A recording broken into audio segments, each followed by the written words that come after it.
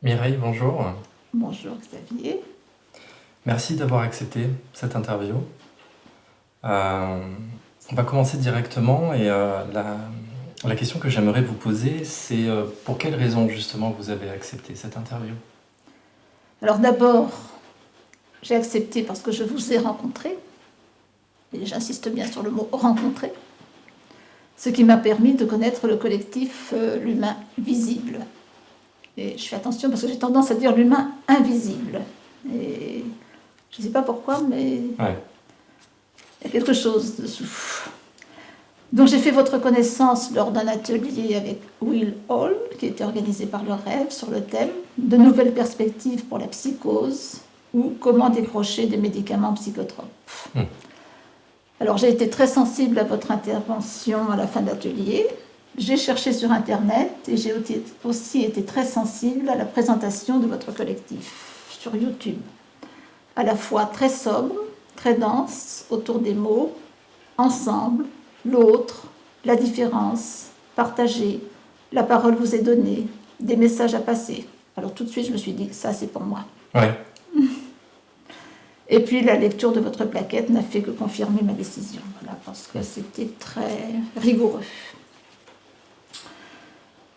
Alors j'ai accepté cette interview pour passer le message suivant. Ma souffrance mentale due à la censure de la parole, censure à l'école, censure sociale, censure psychiatrique, censure médiatique. Et j'ai accepté cette interview aussi pour partager ce que j'ai appris, pour éventuellement aider des personnes qui souhaiteraient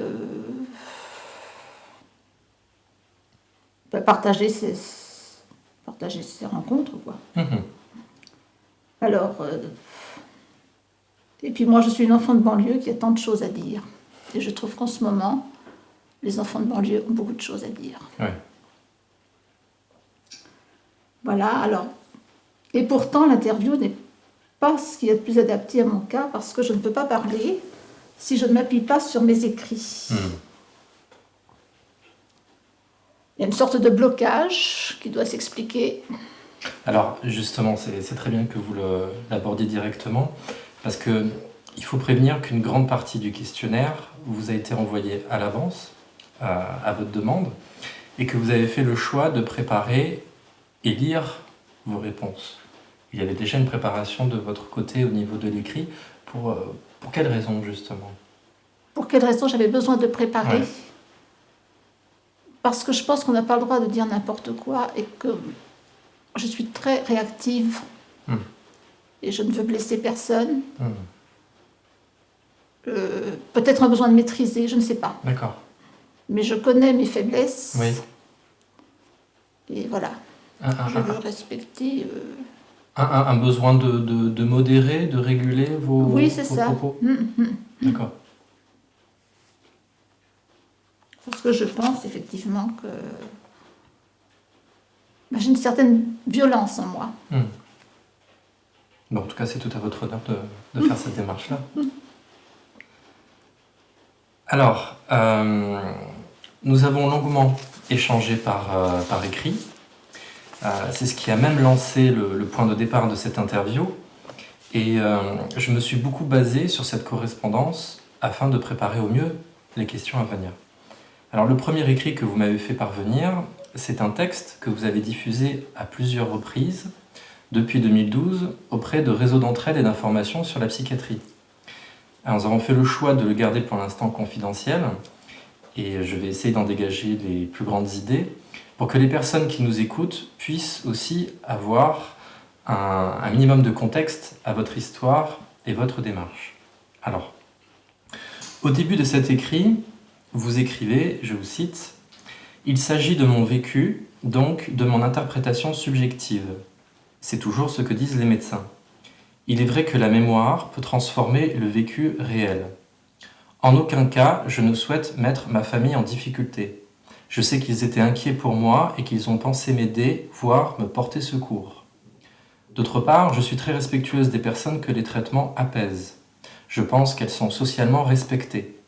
Mais je trouve que cette société ne me respecte pas dans ma recherche d'une autre solution, à l'exception du rêve, et quelques autres réseaux d'entraide comme associations qui me permettent de rencontrer l'humanité. » Alors, si les questions d'un anonymat sont tout à fait compréhensibles et justifiées, pourriez-vous néanmoins expliquer, par rapport à votre vécu, quelles sont les difficultés rencontrées à l'idée de témoigner à visage découvert ? Je pense qu'il y a une certaine culpabilité, le fait d'avoir peur de mettre des personnes en souffrance, quoi. À commencer par moi-même. Oui.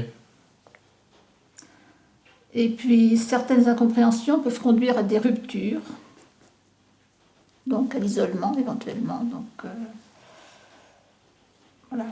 je ne souhaitais pas ça. D'autre part, je ne suis pas certaine que nous ayons une totale liberté d'expression en France.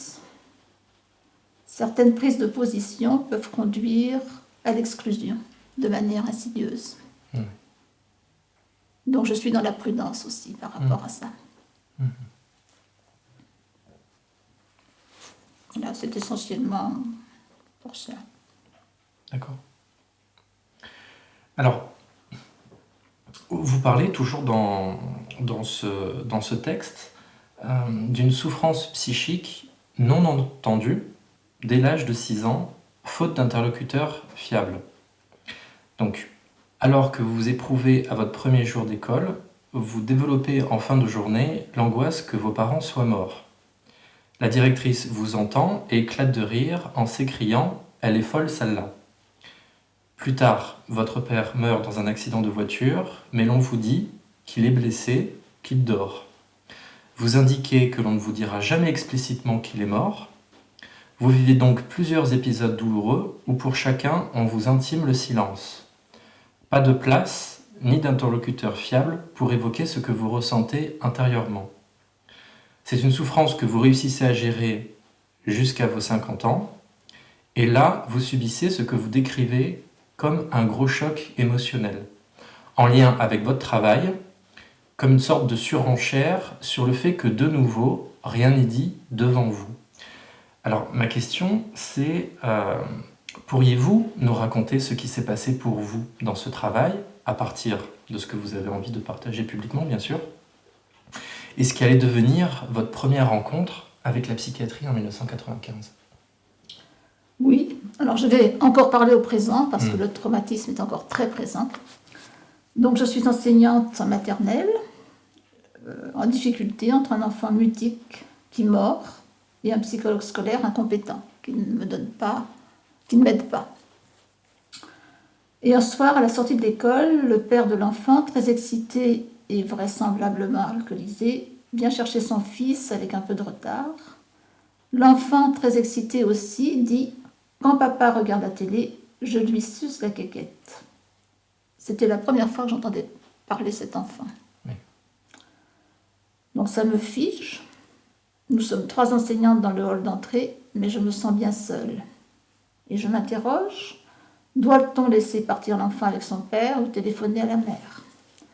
Je laisse partir l'enfant avec son père et téléphone à la mère, qui revient le lendemain matin avec des traces de coups sur le visage. Je rentre chez moi et téléphone à un ami éducateur qui me dit « Tu fais un signalement immédiatement ». Mais le problème, c'est qu'à cette époque, nous devions prévenir les parents du signalement et suivre la voie hiérarchique. Donc le lendemain matin, je vais voir ma directrice pour lui demander de faire le signalement. Réaction de celle-ci, tu nous emmerdes avec ton histoire. Je raconte les faits au psychologue scolaire qui me répond, tu m'amènes le père, je vais lui régler son compte. Mais nous n'avons jamais revu le père à l'école. Le médecin généraliste de la famille me téléphone chez moi de manière très autoritaire pour me demander de cesser ma démarche. Bon, je crois comprendre pourquoi. Mais c'était violent pour moi, quoi. Il aurait fallu qu'on s'explique toutes les deux. Mais bon, les médecins travaillent sur un mode confidentiel. Pour quelle raison, justement, selon vous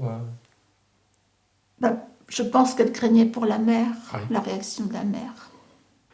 La mère a été très, très réactive. D'accord. Mais moi aussi, j'ai eu peur. D'accord. Alors cependant, je ne veux pas que cet enfant parte de la maternelle sans que j'aie fait un signalement. J'ai même alerté le conseiller général de l'école de manière anonyme. Le signalement n'est pas une dénonciation, c'est pour permettre une enquête. Donc 3 ans plus tard, alors que l'enfant devait partir de cette école maternelle, ma directrice me dit sur un ton méprisant « Bon, on a fait ton signalement. » Mais qui on ? Je n'avais pas été informée, je n'avais pas été entendue, je n'avais pas été sujet et je ne décolérais pas des vacances. Après 3 années de colère refoulée, le jour de la rentrée, alors que l'enfant changeait d'école, je bascule dans le délire. L'école n'existe plus pour moi. Et c'est troublant,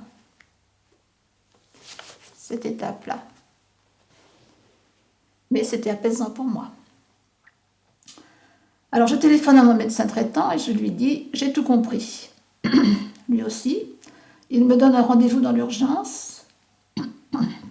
Je pars de l'école en disant à toutes les personnes que je croise « J'ai tout compris ».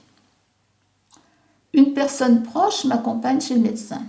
Celui-ci me met en arrêt de travail et m'informe qu'il me prend un rendez-vous avec le docteur X, psychiatre, dans une clinique 15 jours plus tard. Pendant ces 15 jours, je vis apaisée, ayant tout occulté de ce qui concerne l'école, mais par contre, je sens une ambiance trouble dans mon entourage qui sait que je vais être hospitalisée. Moi, je ne le sais pas. Lorsque ma famille me conduit à la clinique psychiatrique, je pense que je vais rencontrer Chirac. Lors de la consultation, je suis très hystérique. Rien n'est dit devant moi, seulement ces mots du psychiatre. Vous êtes troublé, vous donnez vos clés de voiture et vous montez. Une infirmière vient me chercher et me conduit dans une unité fermée. Là, je me débat intérieurement, téléphone à mon médecin traitant, réussis à échapper à la surveillance des infirmières et je redescends dans la salle d'attente du psychiatre pour lui demander des explications. L'infirmière responsable accourt aussitôt, prévient le médecin qui me reçoit à nouveau en présence de l'infirmière. Il me répète « Vous êtes troublé, vous montez ». Je monte et subis ma première injection. Injection de quoi ? Je ne sais pas. Mais lorsque je me lève, je tombe. « Oh, c'est le traitement », disent mes voisines de chambre. Je demande alors une chambre seule, ce qui est respecté. Je subis un traitement chimique sur lequel je n'ai aucune information. Je dois prendre mes comprimés sous le regard des infirmiers. Le psychiatre me rend visite tous les jours. Peu enclin à parler, écrit-il au médecin traitant. Mais je ne comprends pas ce qu'on veut de moi. Je répète, il faut respecter l'enfant. Mais il n'y a pas d'écho à cette réflexion. On ne m'informe de rien. Je pense être enfermée là définitivement. Je m'identifie au personnage du film Vol au-dessus d'un nid de coucou, ce qui m'angoisse énormément. Aucun traitement s'appuyant sur la médiation corporelle n'est proposé.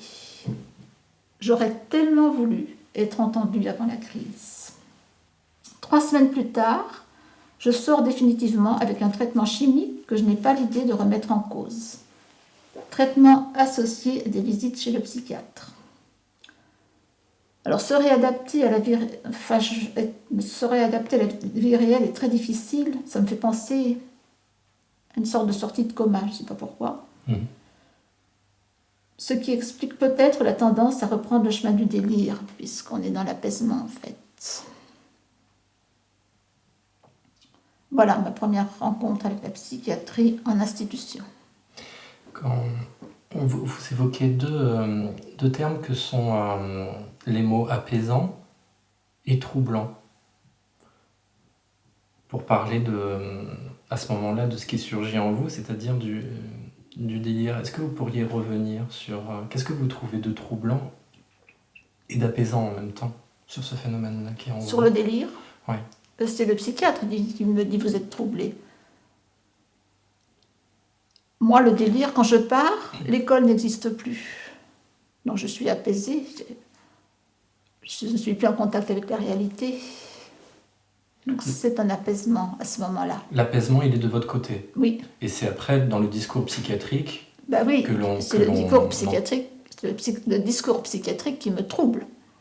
Mais est-ce que vous, par rapport à vous-même, si vous vous êtes senti apaisé dans le fait de partir du principe que l'école n'existait plus, est-ce que vous vous êtes senti troublé à l'intérieur de vous? Non, D'accord. pas du tout. Ah non, pas du tout. Vous sauriez décrire l'état dans lequel vous étiez?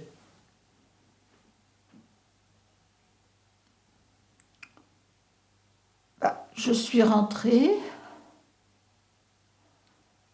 Par contre, alors pourquoi j'ai téléphoné au médecin? Ça, c'est surprenant. Pourquoi j'ai téléphoné au médecin pour lui dire, j'ai tout compris. Ça, c'est toujours une énigme pour moi. Comme si on se sentait malade quand même. Enfin, comme si je Oui. m'étais sentie malade puisque j'ai téléphoné au médecin Oui. de l'école avant de partir. Mhm. Et heureusement, parce que sinon j'étais en faute professionnelle. Oui.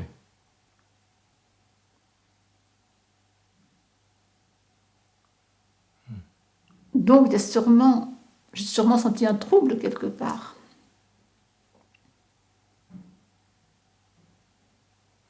Mais que je ne peux pas expliquer. Oui.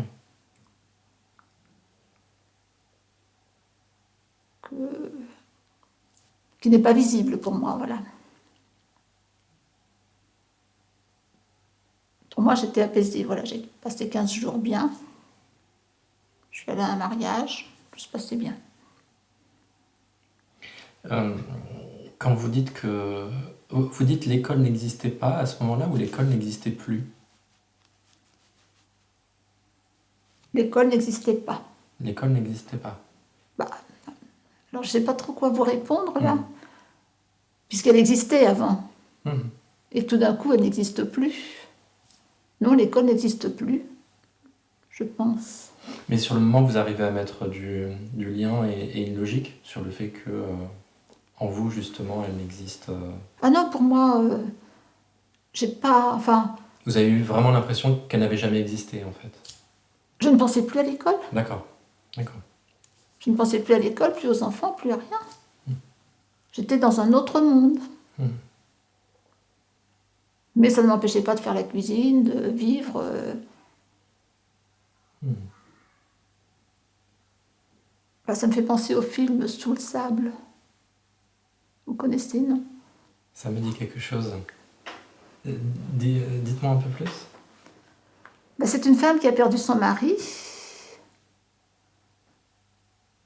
Mais en fait, ben, pour moi, elle est délirante. Et son mari est toujours là. Elle lui parle, elle le voit.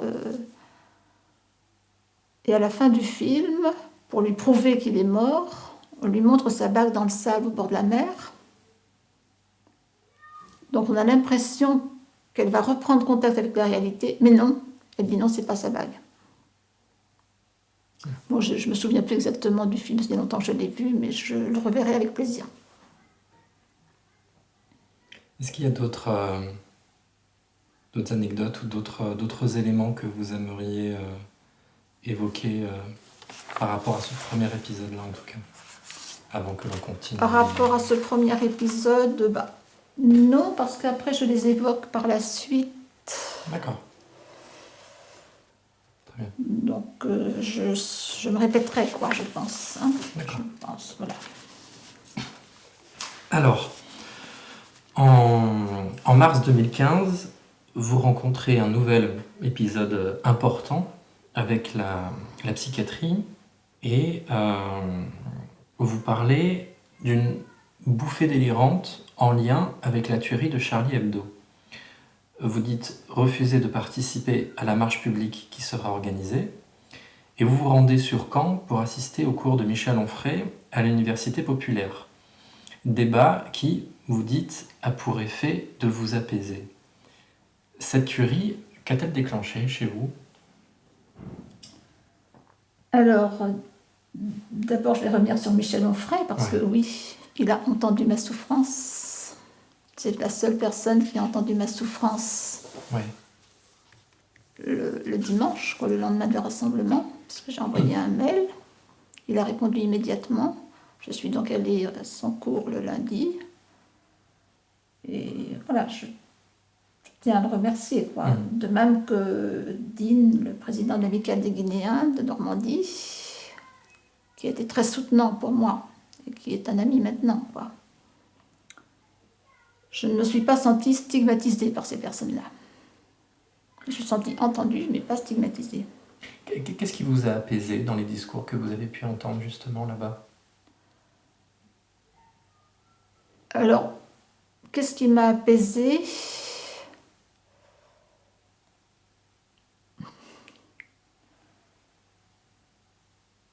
Disons que pour moi, je partageais ce que disait Michel Onfray, en fait. Alors dans le débat, pas dans le cours de philosophie c'est à part, puisqu'il a d'abord son heure de cours de philosophie, et ensuite le débat. Évidemment, le débat, ça a été sur la tuerie de Charlie Hebdo et sur le rassemblement. Et je partageais ce qu'il disait. Je pense que c'est ça qui m'a apaisée.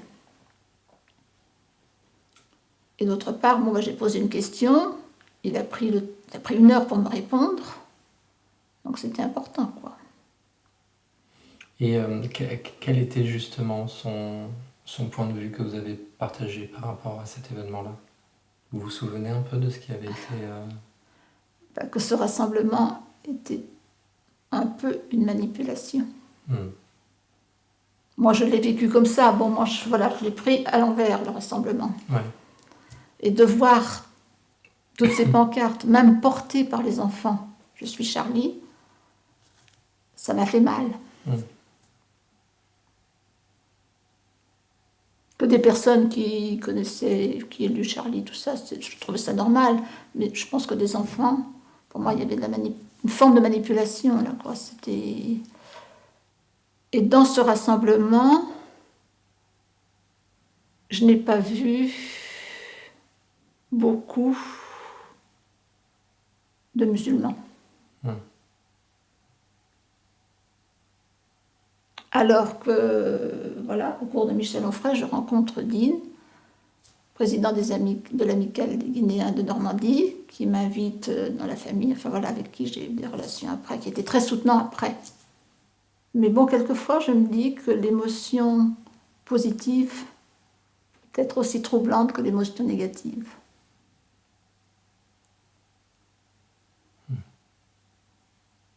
Quand on est dans un état émotionnel fort, que ce soit positif ou négatif, je pense qu'il y a un risque.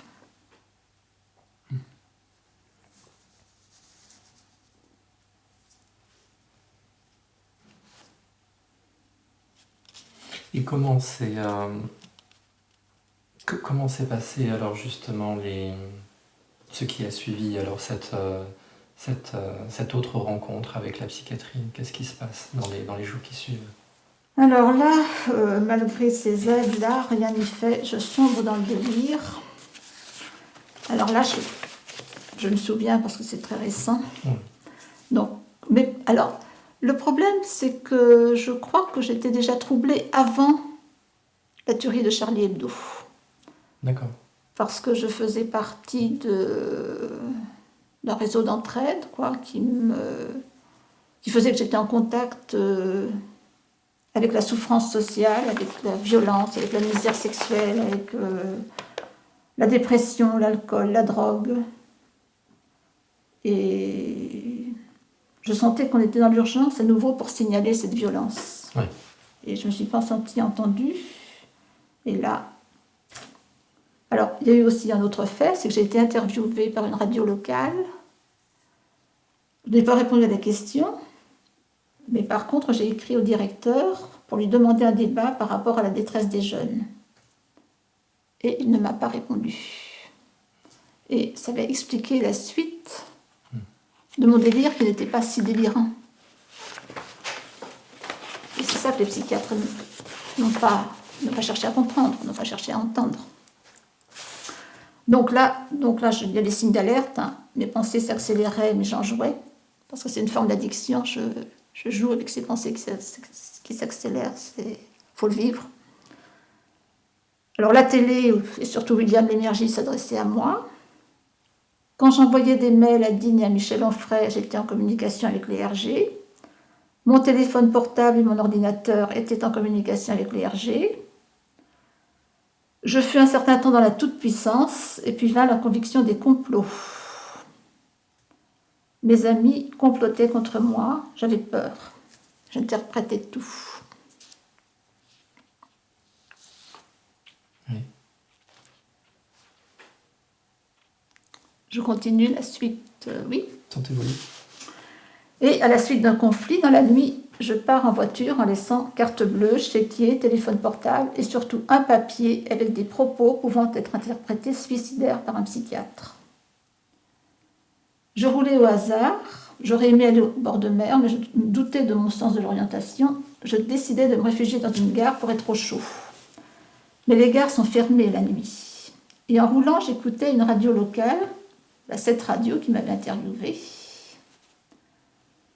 Et je me dis, tiens, je vais aller demander au directeur pourquoi il ne m'a pas répondu. Et lui demander les yeux dans les yeux si l'attentat avait bien eu lieu. Donc là, j'étais bien en rupture un peu avec la réalité, puisque j'avais un doute sur les attentats. Maintenant, bon, je n'avais pas vu les morts non plus. Donc, voilà. Mais pour moi, je ne prenais aucun risque, j'étais en télépathie avec la radio.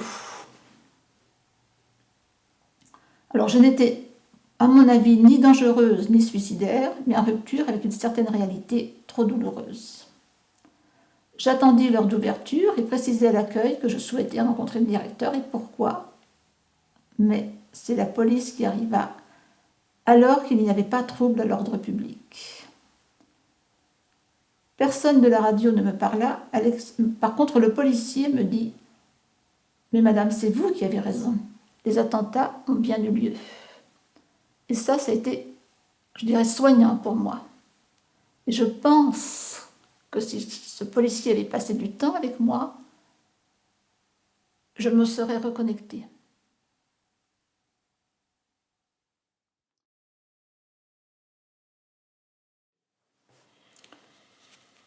Donc ce policier fut très soignant pour moi. Mais peu de temps après la police, arrivèrent les pompiers, et là la machine s'emballa. Plus on me harcèle, plus le délire monte. Et voilà, on m'a conduit aux urgences psychiatriques, et je vous laisse deviner la suite.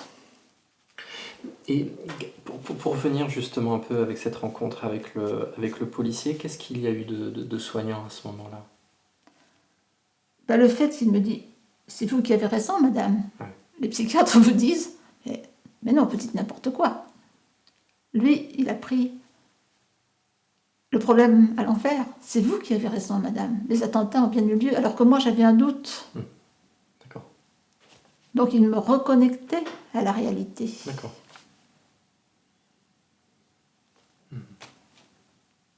Comme quoi, il n'y a pas besoin de faire psychiatrie.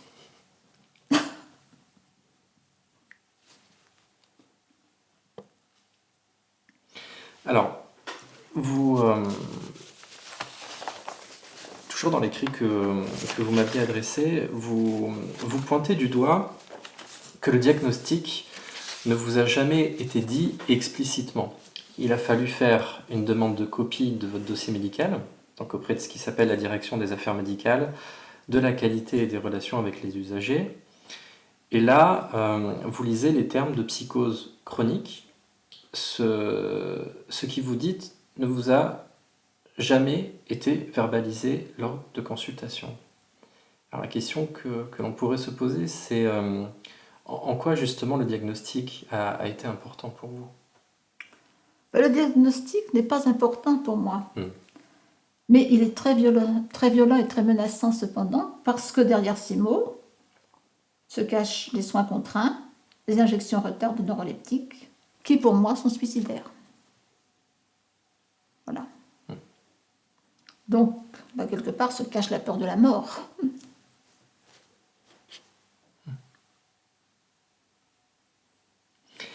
Et dans cet après-coup, du coup, ça représente quoi pour vous les termes de psychose chronique?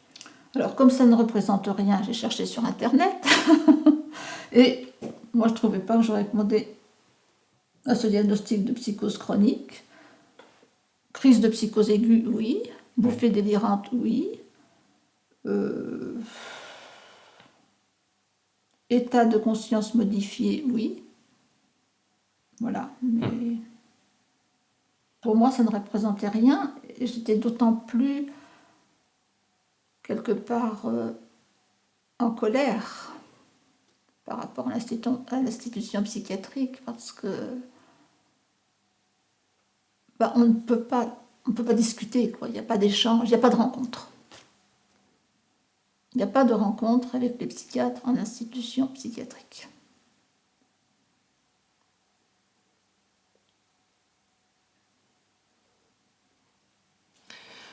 Quand on parle de personnes malades mentales ou quand on parle de personnes en situation de handicap psychique, quand on parle de psychotiques, est-ce que ce sont des termes violents, stigmatisants pour vous?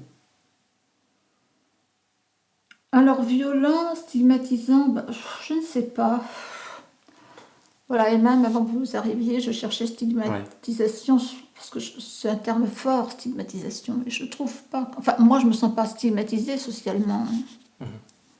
Voilà, j'ai repris une vie normale, mes psychiatres m'ont permis de reprendre une vie normale, j'ai pas été sous tutelle, j'ai pas été sous curatelle. Voilà, personnellement, je ne me sens pas stigmatisée. Mais de manière générale, quand on essaye justement de désigner les personnes qui sont fragiles psychiquement, les termes qui reviennent quand même très souvent, c'est qu'on parle de psychotiques, on parle de malades mentaux, on parle de personnes en situation de handicap psychique. Ce sont des termes qui reviennent très couramment. Est-ce que vous trouvez qu'éventuellement ces mots peuvent être forts, ou en tout cas, peut-être pas pour vous, mais peut-être dans les rencontres que vous avez pu faire? Oui, je suis surprise d'ailleurs des personnes qui disent je suis bipolaire. De plus en plus, je rencontre des personnes qui me disent voilà, je suis bipolaire. Ou je suis schizophrène. J'ai rencontré une jeune fille qui m'a dit je suis schizophrène, mais j'ai un ami, je voudrais faire un enfant. Voilà. Je trouve ça violent, effectivement, qu'on leur dise eh ben non, vous ne pouvez pas avoir d'enfant. Je trouve ça grave. Et c'est quelque chose qui vous interpelle, les gens qui se présentent directement en disant je suis bipolaire ou je suis Oui. psychotique? Je me dis, on leur a inculqué ce diagnostic. Alors que moi, voilà, j'en fais un peu d'humour, je suis psychotique, mais je me soigne, ou voilà. Mais mon psychiatre de ville m'a aidé aussi. Il m'a dit, vous n'attachez pas d'importance à ce diagnostic. Et ça me fait penser aussi que dans certains témoignages, les gens justement qui se retrouvent comme ça en grande fragilité psychique ont un besoin, à un moment donné, de savoir de quoi ils souffrent. Ils ont besoin qu'il y ait une nomination à travers le diagnostic. Après, peut-être que le diagnostic, effectivement, ne fait pas tout et que ce n'est pas une fin en soi. Et qu'une fois qu'on est diagnostiqué X, Y, peut-être que l'important, c'est effectivement de savoir voilà, qu'est-ce qu'on en fait après. Mais je remarque que chez certaines personnes, il y a cette envie à un moment donné de savoir voilà, de quoi je souffre et quel nom peut porter la maladie que j'ai. Ah, ça a été important pour moi, Ouais. la première fois, Ouais. que le psychiatre me dise, vous avez fait un délire. Parce que j'ai travaillé à partir de ce moment-là. Ah d'accord. J'ai travaillé, j'ai cherché, parce que sinon, moi, délire, sur le coup, ça ne m'a rien dit. Oui. J'ai travaillé voilà, sur moi-même pour essayer de comprendre ce que c'était que le délire, qu'est-ce que j'avais fait, quoi. Et d'ailleurs, les médecins disent, vous n'avez pas fait de délire parce que les délirants ne reconnaissent jamais qu'ils ont fait un délire. Mais moi, je crois qu'on ne leur permet pas. Moi, j'ai eu des échanges qui m'ont permis aussi de comprendre que je pouvais me soigner toute seule. Et justement, qu'est-ce que c'est pour vous le délire? Comment vous le définiriez? Pour moi, c'est une perte de contact avec la réalité telle qu'elle est culturellement. Il est important le mot culturellement. Vous verrez tout à l'heure. D'accord. Euh, à, à l'image de votre parcours, la question qu'on pourrait se poser, c'est est-ce que le délire peut subvenir dans la vie de quelqu'un par une trop grande censure de parole?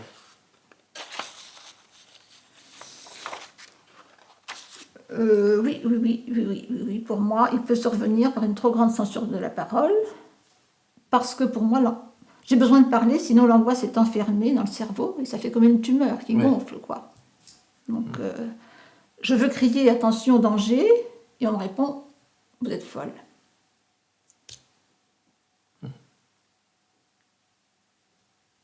Dans les définitions que l'on peut apporter couramment au niveau du délire, on dit que c'est une tentative de guérison, une protection d'une réalité difficile à supporter. Est-ce que le délire, c'est une ouverture? C'est une impasse? Ah, pour moi, c'est une ouverture sur ce qu'il y a de sujet en nous, et qui n'a pas été entendu, qui n'a pas été respecté. Moi, je le vois comme une ouverture. Le problème, c'est que l'institution ne nous écoute pas donc, en tant que sujet, mais nous traite en tant qu'objet. Donc, c'est pas vraiment une ouverture à ce moment-là. Ça devient une impasse. Mais c'est l'institution qui fait que ça devient une impasse. Pour moi. Je parle toujours pour moi, hein, parce que voilà, chacun vit les choses différemment. Et ça, je le respecte. Hein, voilà, par exemple, le policier m'a traité en sujet. Dans le fait de prendre en compte ce que vous étiez en train de dire. Et le fait de reconnecter ça avec une réalité. Et de me regarder les yeux dans les yeux. Et voilà, je pense qu'il y a ça aussi. Hein. De ne pas vous rejeter. Voilà.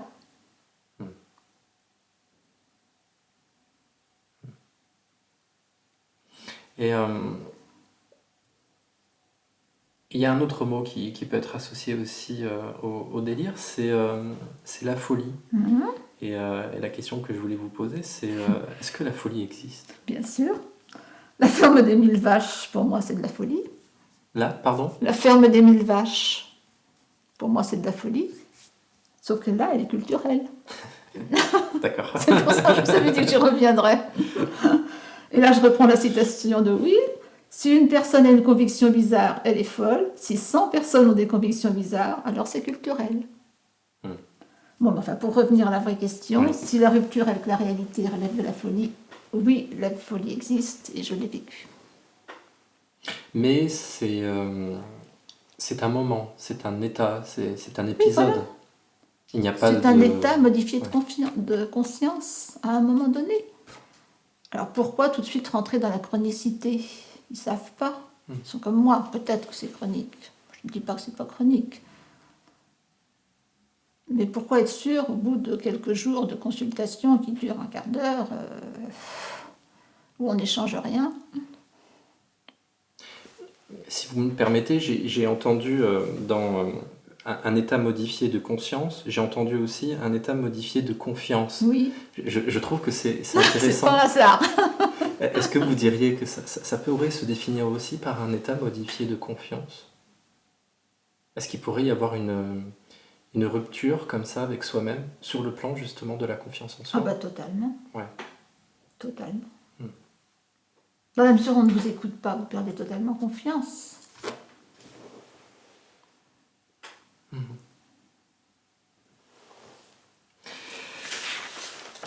Alors, d'après ce que vous avez vécu, comment a évolué la psychiatrie depuis 1995? Car vous évoquez dans votre écrit la personne de confiance que l'on peut désigner maintenant, cet interlocuteur fiable dont on parlait en tout début d'interview. Vous évoquez également la loi du 5 juillet 2011. Vous faites la distinction entre psychiatres de ville et ceux qui sont en institution. Et dans les constats que l'on peut faire aujourd'hui, il y a de plus en plus de méthodes alternatives au traitement médicamenteux. Les thérapies à médiation corporelle, ce qu'on entend par l'art-thérapie, la sophrologie, la méditation, mais il y a encore plein d'autres formes de thérapie. Il y a plus de travail aussi en pluridisciplinarité, et donc moins de décisions qui sont prises en verticalité. Les personnels sont plus formés à la sphère relationnelle, et sont donc moins cantonnés au rang de techniciens, mais pourtant, vous pointez le fait que la psychiatrie s'est de manière générale dégradée. Vous en parlez comme d'une énigme, d'une tendance à la déshumanisation. Oui. Alors, comment elle a évolué la psychiatrie pour vous? Pour moi, elle a régressé. Ouais. Sauf pour la reconnaissance des droits des usagers par la loi du 5 juillet 2011. Alors effectivement, il y a les soins contraints, mais les soins contraints existaient avant de manière déguisée, quoi. Donc voilà. Alors la personne de confiance, moi je crois qu'on serait plus sécurisé si on avait une institution de confiance, une institution sécurisante. Ou un réseau de confiance. Une personne de confiance, c'est difficile. C'est difficile d'être personne de confiance. Je pense. Beaucoup de responsabilités? Oui. Je pense qu'il vaut mieux un réseau.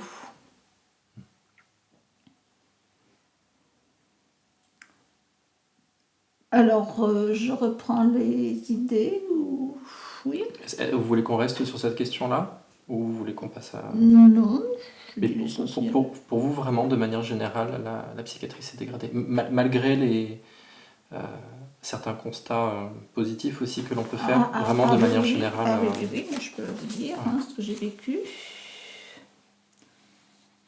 Alors oui, les personnels, effectivement, passent un certain temps en transmission écrite, qui ne sont pas transmises aux patients au jour le jour, voire même jamais si on ne demande pas son dossier, alors que pour moi, c'est la première personne concernée. Je trouve que comme dans beaucoup de professions, on passe beaucoup de temps pour la traçabilité, pour se protéger, mais pas pour aider. À l'exception de certains soignants, qui sont vraiment à l'écoute. Je ne généralise pas, il y a quand même des soignants qui sont à l'écoute. Mais sinon, je n'ai vu que des techniciens qui passaient leur temps dans leur bureau, sur l'ordinateur, ou alors à préparer les plateaux de médicaments. Et ça m'amusait de les voir, parce que c'est matin, midi et soir, donc c'est long à préparer les plateaux de médicaments. Bon, je trouve ça triste que ce métier en soit arrivé là. Bon, par contre, moi, quand j'allais frapper, j'étais toujours bien accueillie, et mes demandes étaient prises en compte. Mais on ne vient pas au-devant de nous, quoi. C'est-à-dire, il n'y a pas assez d'accompagnement à la parole, au sens, jour après jour, dans ce que vous vivez, vous? Vous trouvez l'accompagnement en tout cas, dans ce que vous avez vécu, vous avez trouvé l'accompagnement plutôt limité au niveau du personnel? Oui, c'est ça. On reste entre patients, donc c'est difficile, non? Bon, moi, je pense qu'il y a un manque de moyens. Voilà, je ne vais pas condamner les c'est soignants. important de le dire. Je pense qu'il y a un manque de moyens. Et puis qu'il y a des ordres. C'est peut-être pas le mot qui convient, mais il y a des ordres. Alors, si on veut faire un jeu de mots. Donc, pour témoigner du manque d'humanité, je peux même lire le courrier qu'on m'a envoyé quand j'ai demandé mon dossier. C'est vraiment symbolique. Vous pourriez nous en dire quelque chose? Je peux vous le lire. Madame, par courrier reçu le 20 novembre 2015, vous avez souhaité avoir communication des éléments de votre dossier médical. Afin d'instruire votre demande et conformément aux dispositions de la loi du 4 mars et du décret du 29 avril 2002, je vous indique que les charges induites vous sont réclamées avant l'expédition du dossier. Celle-ci représente la somme de 5,94 € avec une totalité de 33 copies à 0,18 € la page. Dérèglement du montant de 5,94 € libellé au Trésor public et adressé à la Direction des affaires médicales, de la qualité et des relations avec les usagers. Le dossier vous sera remis en main propre, tout ça en gras, dans un délai compatible avec les dispositions de l'article 1, dernier alinéa du décret numéro 2002-637 du 29 avril 2002. Je vous prie d'agréer, madame, l'expression de ma considération distinguée. Donc je n'ai pas payé avant parce que j'ai refusé. J'y suis allée avec mes 5,94 €. J'ai même emporté 6 €. Je voulais bien leur laisser 6 centimes. Ils n'ont pas voulu, mais bon. Et ça a été une transaction commerciale. C'est-à-dire, on m'a donné mon dossier comme ça. Il n'y a eu aucune relation humaine. Je trouve qu'il faut oser quand même. Bon, maintenant, je vais être honnête. Je pense qu'il y a des personnes qui, dans ce contexte, réagissent humainement. Il y a une personne qui m'a appelé, qui m'a dit « Je vous ai envoyé un courrier, surtout si vous avez un problème, vous m'appelez. » D'accord. Mais je pense que l'institution, c'est ça. Le directeur du CHS, c'est ça. Ce sont des gestionnaires. Alors qu'avant, je pense que c'était moins des gestionnaires. C'était des médecins. Je crois.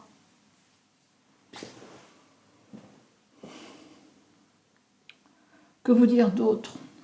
Voilà, on m'a obligée à vivre en pyjama, alors que j'étais en unité fermée, donc je ne risquais pas de sortir. Je passe mes journées en pyjama, alors qu'en 95, je m'habillais. Le psychiatre passait tous les jours, là c'était très difficile de voir le psychiatre. Qu'est-ce qu'on vous donne comme argument sur les raisons pour lesquelles vous devez porter un pyjama? Risque de fugue. D'accord. Dans une unité fermée. Pour qu'on nous reconnaisse de l'extérieur, quoi.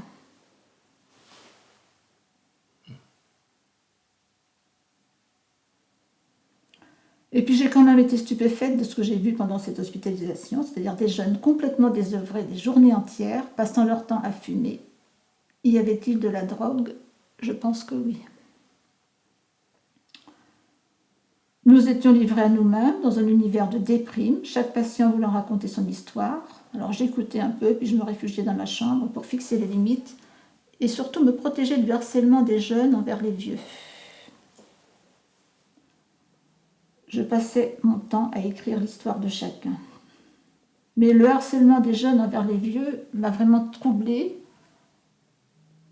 Et c'est pourquoi cet atelier avec Will Hall, où il y avait des jeunes, où j'ai senti une humanité, enfin un respect de tout le monde, un respect de la différence, c'était très résilient, très important, très résilient. Qu'est-ce que vous avez senti comme violence particulière entre les jeunes et les plus vieux? Ah ben, il y avait de la violence verbale, hein, il y avait de la violence... voilà, on avait des réflexions quand on arrivait au repas. Alors en 95, j'étais dans ma chambre, on m'apportait mes repas dans ma chambre. En 2015, il fallait assister au repas collectif. On était sous observation, je pense. Ah, vous parlez des jeunes du côté, le personnel soignant? Jeunes? Non, les jeunes hospitalisés. D'accord, ok, très bien. Les jeunes hospitalisés. Vous ne sentiez pas de solidarité dans le Ah, dans le c'était groupe, plus fort que ça, il y avait de l'agression. Ah oui. Il y avait des agressions. J'ai fait un courrier d'ailleurs au directeur, comme me l'a conseillé la psychiatre, et ils ont répondu en s'excusant. Voilà. Mais bon, c'est pas pour ça qu'ils vont travailler là-dessus. Pour moi, ces jeunes devraient être occupés, quoi. Enfin, il n'y a vraiment aucune autre thérapie que le médicament, quoi. Vous pensez que l'agressivité était nourrie du fait de justement le fait de ne pas être assez occupé? Ben bien sûr, parce que, bon, par exemple, moi je faisais des marches méditatives dans le couloir. D'accord. Donc, les jeunes ne supportaient pas. Ça les agressait quelque part. Et puis bon, on avait un tout petit patio là, extérieur, où ils allaient fumer. Bon, puis en plus, ils fumaient de la drogue, ça peut rendre agressif aussi. Hein.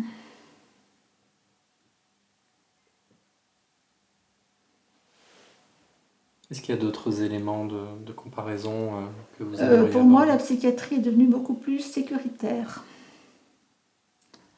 En 1995, pour l'injection, d'abord le psychiatre avait accompagné l'infirmière.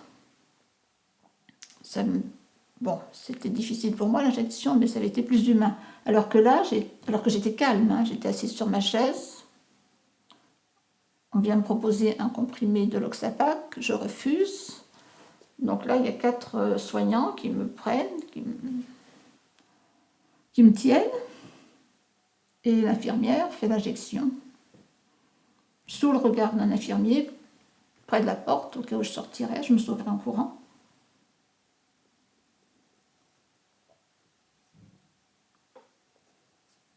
Par contre, dans les 2 cas, on ne m'a pas proposé de méthode alternative au traitement médicamenteux.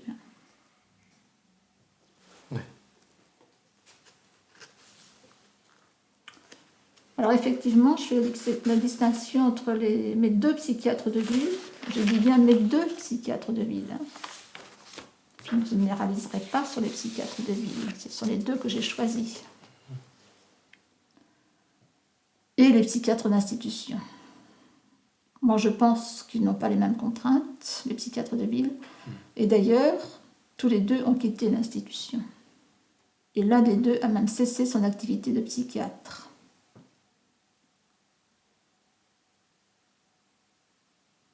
Moi, il m'a dit pourquoi.